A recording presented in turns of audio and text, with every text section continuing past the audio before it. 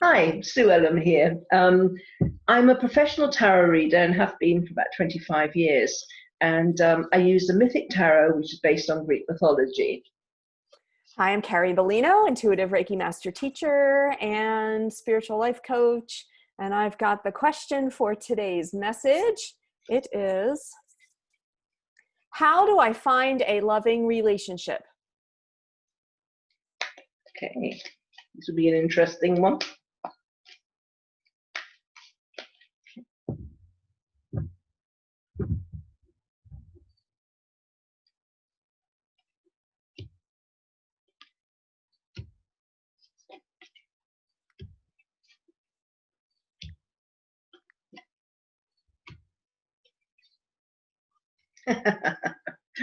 All about love here. It's good. Oh, I do love the cards.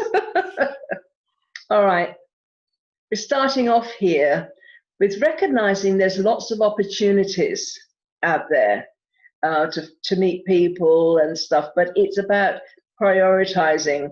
Don't overwhelm yourself. If there's 7 people interested in you, try not to try and go out with all 7 in the same week. That's that kind of thing. Um, see who's kind of maybe on your wavelength a bit. Who don't try and I've got a story that I really like, and I think I read it in one of the books I read. Though it was talking about life being a smorgasbord, and often people will see what's on this smorgasbord. For people who don't know, it's like a buffet table with lots and lots of different types of food on it. And so people will go and they say, well, I'll have a bit of that and a bit of this, and they will try out these different things because it's there.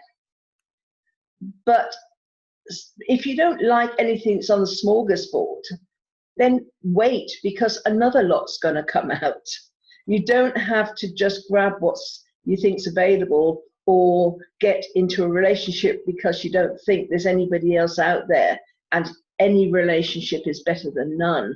So be discerning, don't grab all opportunities, and don't feel grateful if somebody's noticed you. That's not part of it. It's recognizing yourself, whether you be a man or a woman, recognizing yourself as somebody valuable and somebody that people have to prove that in some way that they are going to be respectful of you. And it doesn't matter who they are, if they are really good looking, if they're not good looking, that's irrelevant. So just go. There's lots of opportunities for everybody out there, but what you need to do is go, just look at maybe 2 or 3 people that feel that there could be something there, and just test it out. But you have to come from a place of self-esteem, because if you don't have this self-esteem, then you're going to attract people that are going to prey on your vulnerability. They won't treat you right.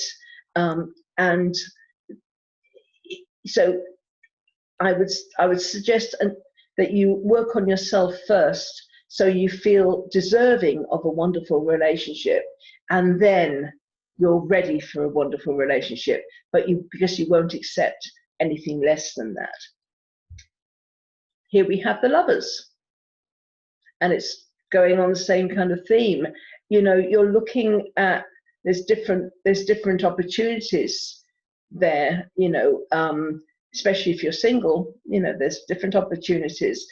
And it's about making mature choices, about the decisions you make. Just because somebody is a male or a female model, they're not always going to look that way. And what are you going to talk about, when you get into your 50s and 60s and beyond, or even your 40s and beyond? It's got to be based on mutual love and respect. Otherwise, it becomes more of a burden. I mean, as a reader, as I said, I've been a reader for 25 years.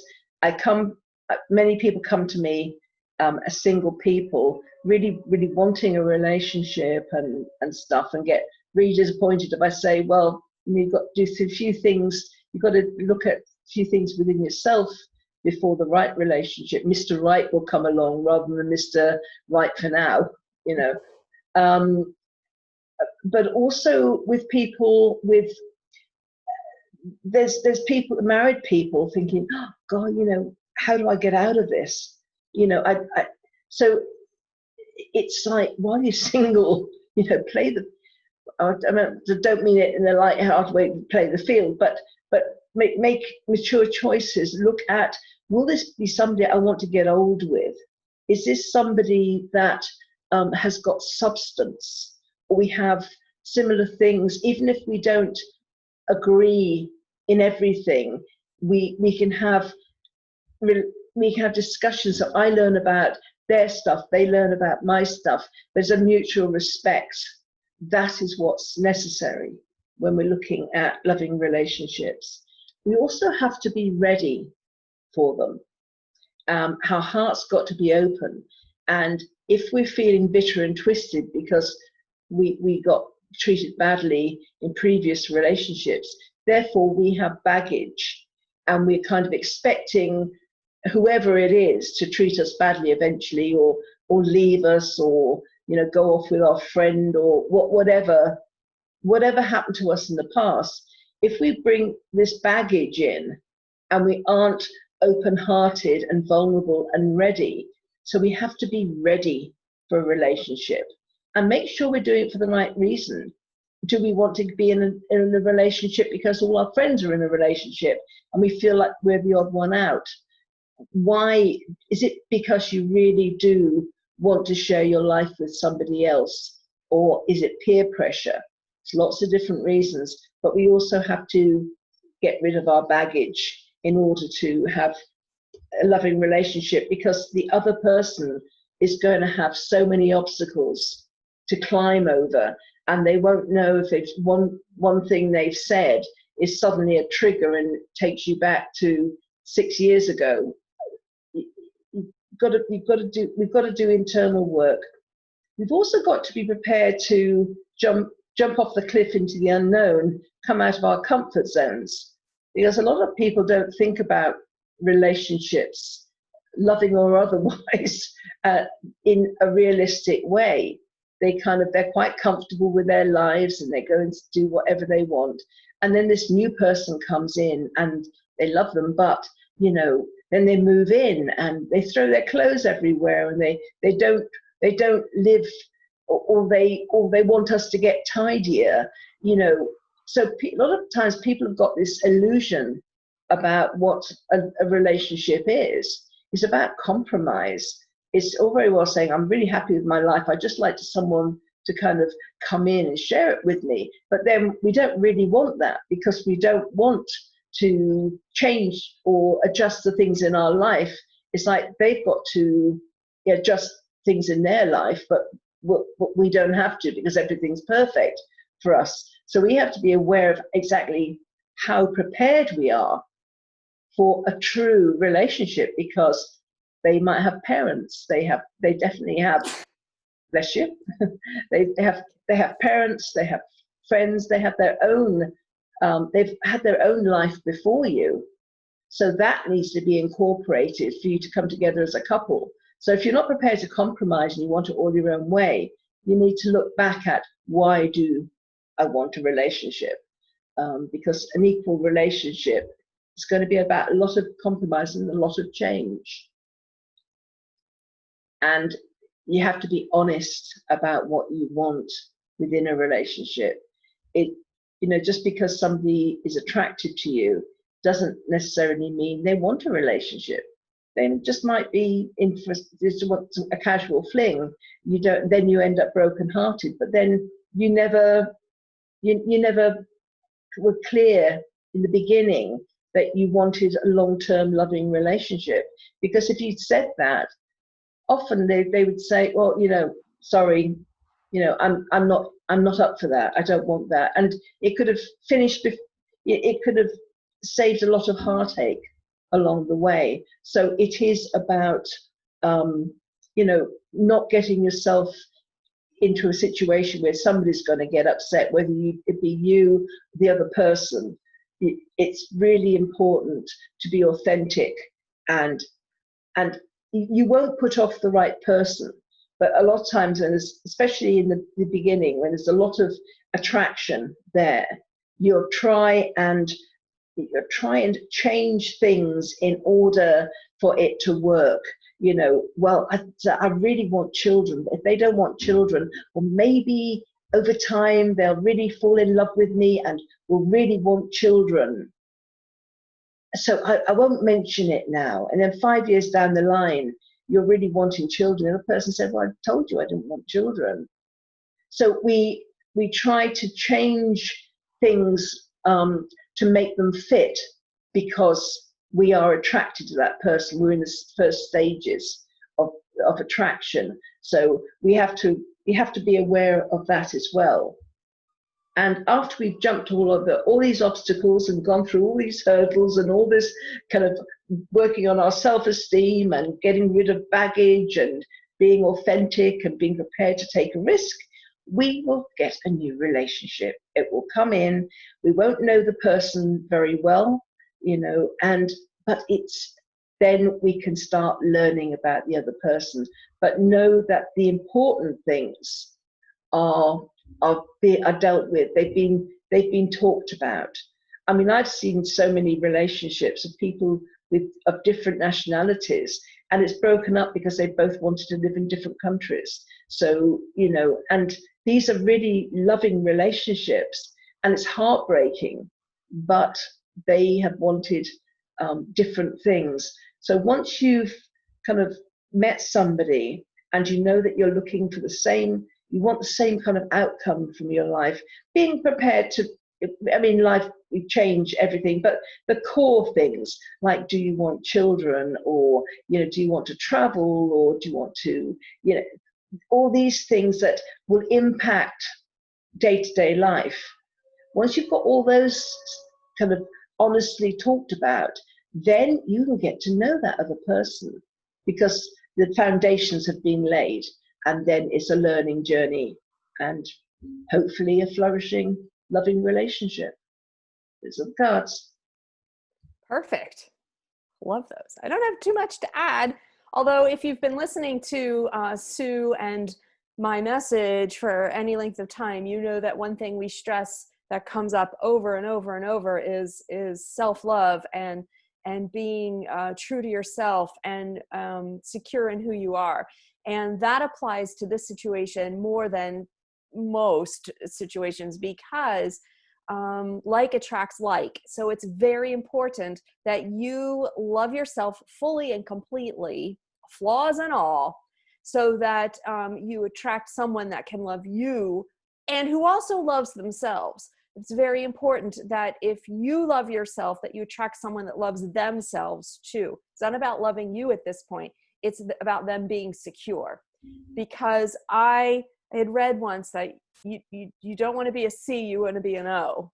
And I can't remember who I read this from, but if we think of ourselves as a half and we're looking for the other half to make the whole, then we don't believe we're complete. And that's super insecurity, and that will lead a lot of down a lot of trauma. It can. So if you believe you are whole and you're just looking for the icing on the cake or the compliment, as you said, Sue, that is the place we want to be at when we set our intentions for attracting a mate or a partner.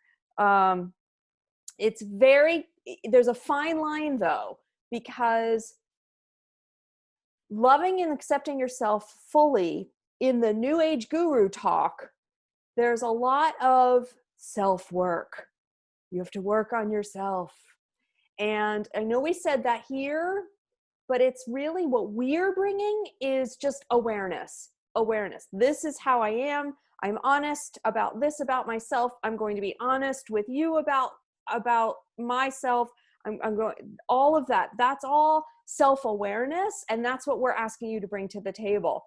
But be cautious about the work on yourself, because that can lead you into a trap, because every guru out there will tell you that there's this you need to work on, and there's this mental component, and there's an emotional component, and there's a relationship with your parents component, and like all of these things. We will feel like we never are completely healed or whole if we fall into the I am broken mentality that a lot of this self-work perpetuates. So my advice, and I think Sue would probably concur, is to limit your self-work on being aware of yourself, being honest with yourself, and intending to love yourself just the way you are. That is pretty much the extent of the work that I would recommend that you do, because so many people just have fallen into the broken trap, and it's a really dangerous place to live. Also, those statements, those intention statements, I'll never trust anyone again. My heart will never be healed. I'll never find someone that was like her or him. Be careful with those intention statements, especially out on social media, because they're attracting as well. So try to find new statements. Try to find statements that reflect the future that you want to create. Yeah, there you have it. I'm really glad you clarified that, because it is about self-awareness, self-love, and it's like, here are my warts and all. Mm-hmm. And this is what you're going to get, and if this is not what you want, then obviously we're not a match. And if you aren't in your imperfect condition, you're not what I want, without wanting to change each other. Mm-hmm. As well. And then you've got to go a bit. But yeah, that was a very good clarification. Thanks for that. Sure. I mean, we're not talking about alcoholism here. I mean, things that damaging things that you're going to bring to the table. I'm talking about life, the journey, what we've been through, that kind of thing. Yeah, absolutely. Yeah, addiction is completely different, because people aren't themselves anyway in addiction. Right. Right. Yeah. So, well, okay. that worked out very well with all these cups here and stuff. Yep. Love that. How do I find a loving relationship? There's our message for today. Okay. And we'll see you tomorrow. Okay. Bye.